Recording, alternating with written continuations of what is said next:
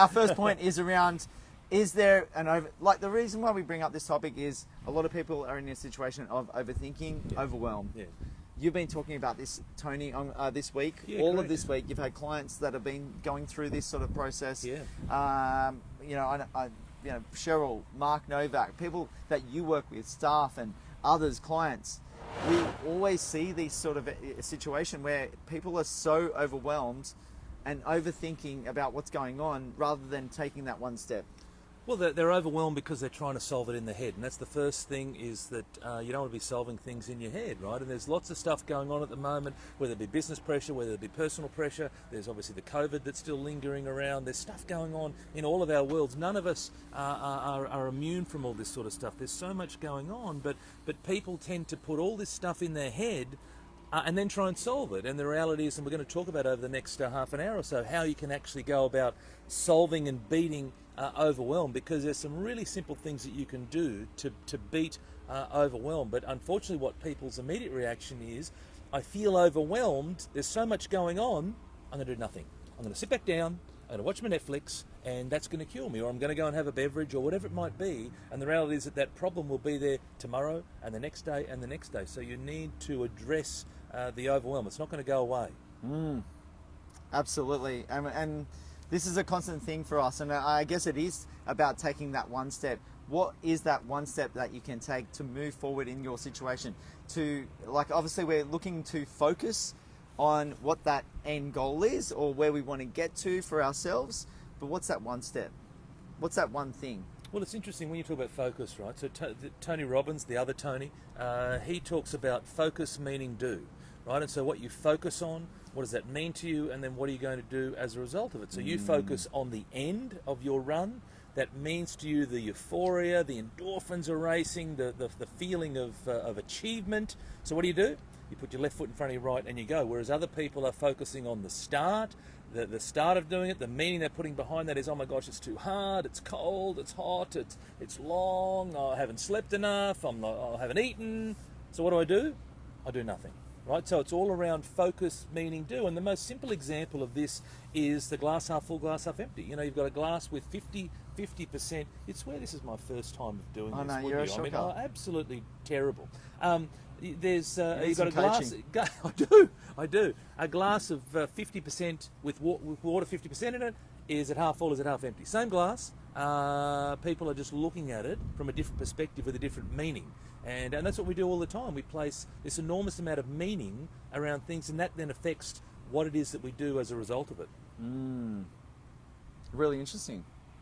Good, mate. Good. I'm pleased that Second point. You've done that.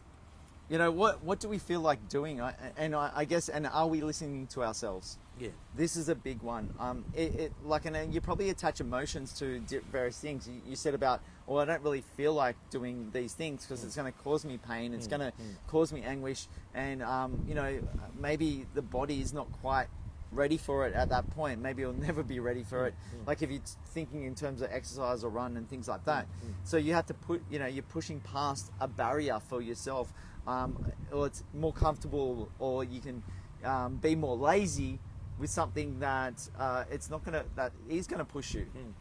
So I guess the listening aspect is a big one. Well, it's awareness. I just want to go back to how are we motivated as humans. There's only two ways.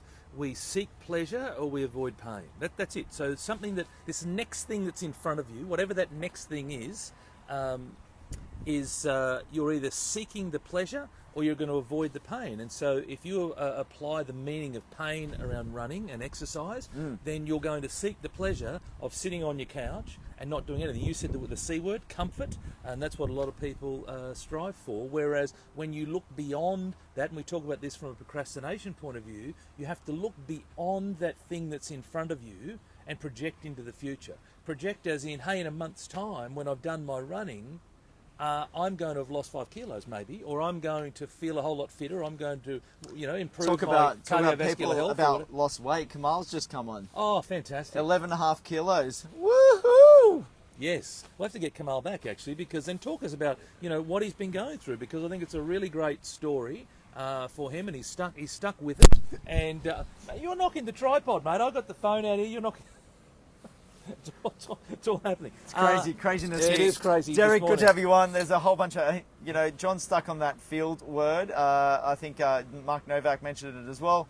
He's also, Sean Hayes is also come on, and a few others. But the other thing around are you listening, right? It comes back to are you listening to yourself as well? That's what Yeah. you're talking about. You're talking Yeah. about self-awareness, and in order to change, there's a really simple formula. And the formula is awareness or self-awareness. You're stepping forward into the next part, the topic. Anyway, keep going. Oh, Yeah. am I? No, it's all right. Keep going. Awareness. Stay tuned. Awareness. Awareness that you should be reading what we're going to talk about prior to the video, Tony. Awareness. Correct. We do I'm not the- very well prepared today, am I? No, well, I should be the one that's not well prepared, seeing though I wake up at 5 a.m. and had less than 4 hours sleep. In fact, we've been here for half an hour, right? I So know. this is the thing. We've sat We've around, been we've chatting for- chatted for half an hour, and we thought we got all this time. I'm not very well prepared. Maybe we're just doing the overthinking rather than, okay, what do we feel, what kind of position do we feel we need to be in to Right. prepare for this? Okay. Right. I feel like finishing my point. Okay, Can I great. finish that? So in order to change, it's awareness or self-awareness plus action equals change. And so the first step is you need to get self-aware. And we talk about this each and every week around self-awareness is the key here. It's and the simplest way that I know to get self-aware is ask two questions. Here we go again. Do you know what they are? Yes, I actually spoke about them yesterday, actually. Yeah. What have I done well? Yeah. And what can I do differently? Yeah, perfect. I love it. Good on you, mate. That's excellent. Yes. It's only Nailed been it. 70 weeks. That's all right. 70 That's all right. weeks of talking about this same thing I'm patient. each and every week. For me to remind myself, what are those two things? What have I done well? And what can I do differently each and every day?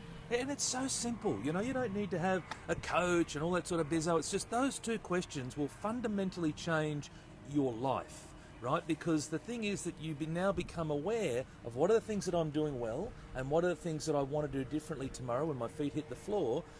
But awareness is not the only element here, because you can be aware and then just ignore it. And go, yeah, I'm aware, but I couldn't be bothered. Actions. Action, and it's right action. You've got to take the right action. So I'm aware, I'm going to take some action, and that equals change. And it's really simple. And if you always remember that, if you get nothing else out of this morning, if you remember that, that is going to fundamentally change your life. Really interesting. Yesterday I spent time at the property development network event.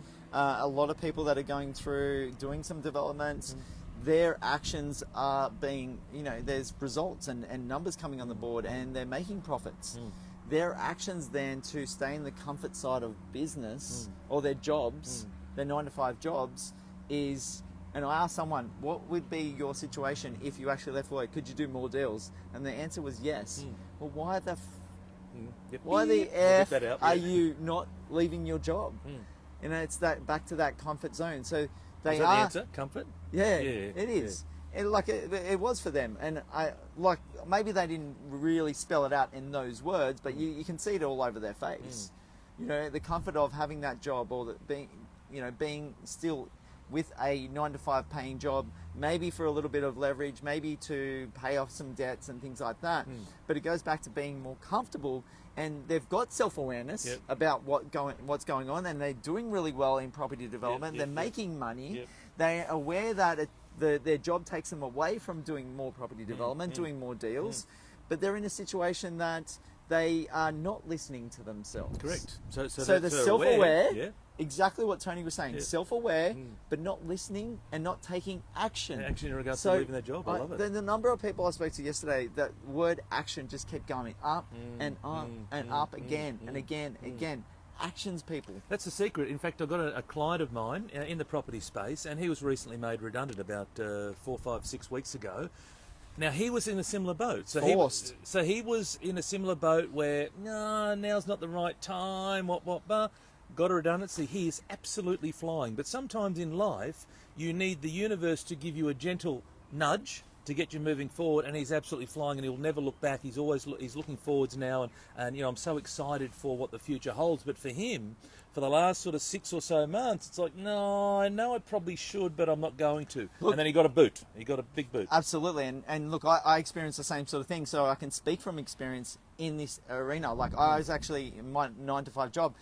the whole idea was to leave in the 6 months following that time. I ended up leaving in a month. And I started to then despise everything that was going on at work, more subconsciously. I was aware of what's going on, and then all of a sudden, there was a big incident, and I won't get into that detail today, but that forced me out of that job, like the redundancy is, and like I spoke with people yesterday about the whole idea of leaving their 9 to 5. Loyalty came up with work for an individual, just like felt he wanted to leave things perfect before he moved out of his 9 to 5 job to help his staff and then the clients and things like that. And to a certain aspect, I was doing the same to set things up for the next person that was going to take over, but not thinking about myself and how I feel, because I know that his language yesterday was around that idea that he was despising what was going on there, and it's just a case that it's going to happen. It's just a matter of when it's going to happen. Not if, but when. But that whole thing around chasing perfection, again, we say that here, regularly, progression beats perfection. He's not going to get perfect. I don't know who you're talking about, but it's not going to happen. He's not going to get perfect. And also from a loyalty point of view, and we see this in sport, if that business starts to underperform, there won't be loyalty shown. Zero loyalty shown. And you see this in sport as well, where when a team isn't performing well, there's not loyalty shown, right? And so I understand, Coach, I understand the whole, I think it's incredibly noble and whatnot, but there's not loyalty shown. And so to me, it's all around, look, you only get one life, right? Look after yourself, put yourself first. If you have aspirations to leave your job and do something, it's scary. I've done it. I can tell you it's scary, right? But you have to take one step. But to sit there and say, oh, I want to make everything right for everyone else around me, the person that you're putting last is yourself. That person who you're talking to, they're putting themselves last, their dreams last, etc. Because without a job, they then have 40 hours. And time is the one resource that they're not making any more of. So now with 40 hours, you think to yourself, oh my gosh, like what could I do with that amount of time? And I get excited, I get chills, thinking about it. And that's the opportunity for if you're in that position where you sort of, will I or won't I? I'm going to say, obviously, disclaimer here, but get your financial stuff right, but take the plunge, because time with that 40 hours, I've got no doubt that providing you spend on the right things, you will astronomically have a phenomenal result. A couple of things that I pulled out there from what Tony just said is one step, one life. One step, one life. And also, that's quite raw. Think about the thought process of saying to someone, you're putting yourself last. You're putting yourself last at the back. No self-respect. Correct.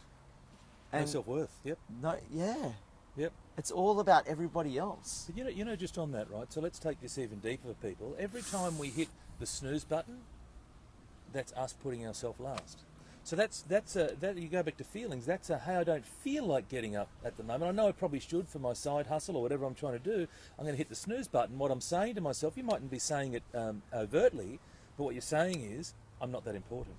And you keep doing it over again. I'm not that important. We talk here about having meetings with yourself. So we have an 8 o'clock Sunday mindset session, a 9 o'clock in Sydney. We rock up, we're on time, away we go. We have a meeting with ourselves. I've got a commitment to Luke to me, and to you guys as well.